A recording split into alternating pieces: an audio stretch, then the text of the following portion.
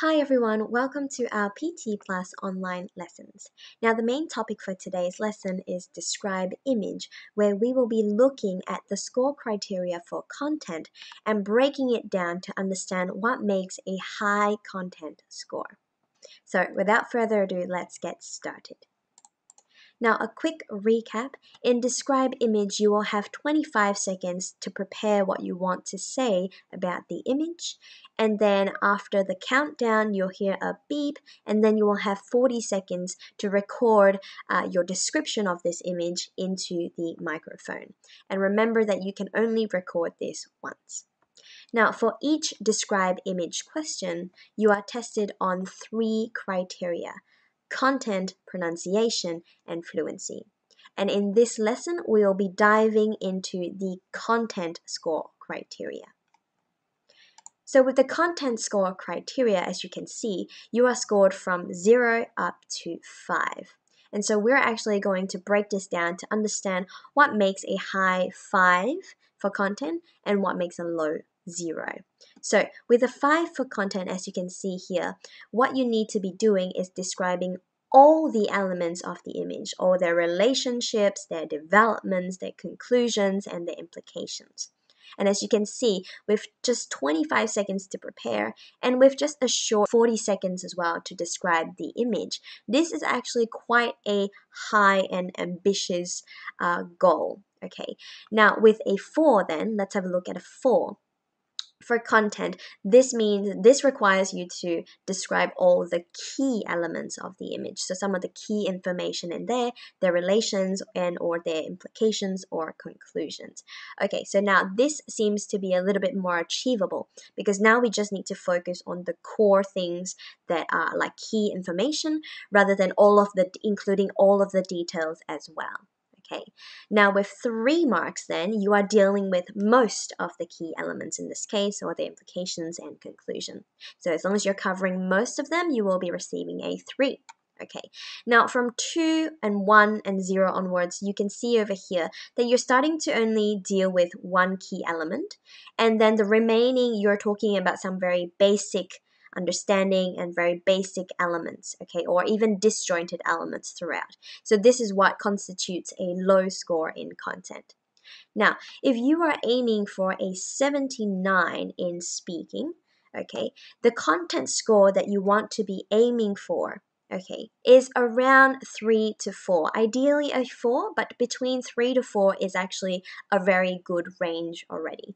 Now you'll see that because with achieving a 5, this requires you to do a lot and to include all elements of the image. And you'll often find that if you're trying to pursue this 5, it will be hard to find that balance with the other score criteria when it comes to pronunciation and fluency. It will be hard to do those well at the same time. Okay, so aiming for a 3 to 4 is actually a perfect range that you want to ideally be in too.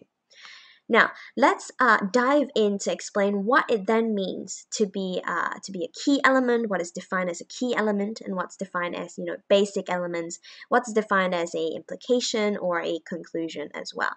Okay, so now, what are basic elements firstly? Now, these are basically information on the image in which you can, or any machine can simply look at and read out.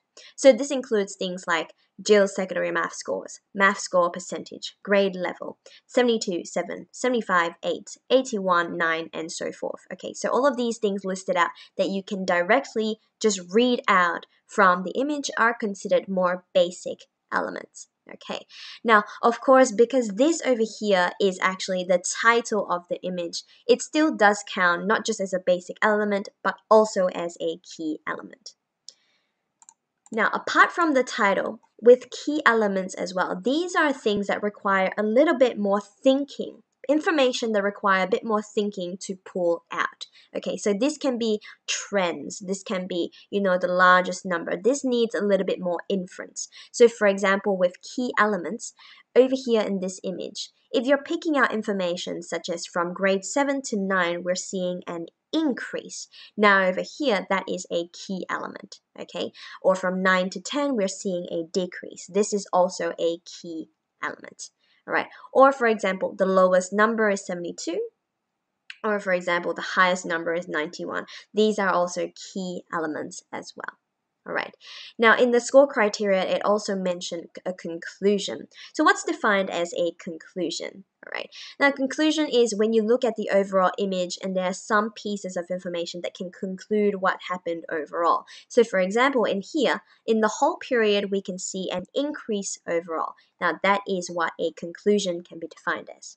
At the same time, you might also be adding things in like, at the end of year 12, it reached the highest score of 91. So something like that can also be a conclusion, a conclusive ending piece of information. All right. And finally, it also mentioned an implication. So what are implications? These are things where these are sort of the stories or some other information that it could imply. So for example, over here, because for Jill, from year 7 to 12, she's seeing an increase in her overall scores. So this might suggest, this might imply that she has, she studied a lot during this time and she has improved a lot. Okay, or you could also look at, between year 9 to 10, her grades actually dropped a little bit. So maybe she struggled a bit between year 9 to 10. So any of these background stories or theories are what we call or define implications. Now, as you can see from this, with a 25-second preparation time and just 40 seconds to actually record your description, this is actually quite a difficult thing to achieve as well when it comes to thinking up these theories or what's implied. So as you can look at the score criteria over here again, you can see that it's mostly conclusions or implications. The keyword is or, right? Implications or conclusions, and implication or conclusion. So between implication and also between conclusion, obviously we will be choosing more of conclusion information because this is a bit easier for us to pick out. Okay. A key strategy to maximizing our content score and still also continue to be fluent and have maximum and good pronunciation is the use of templates. Because these templates, structural templates, can help to set our structure and guide our thought process when it comes to picking up key content pieces of information. All right, so over here we actually have 4 types of templates that can help to set our content flow for different types of images. And we have individual videos going into each of these types of templates in detail and helping us to maximize our content score together with our pronunciation and our fluency as well. So make sure you watch those too. And so that's it for this lesson, and I will see you again next time on PTE Plus.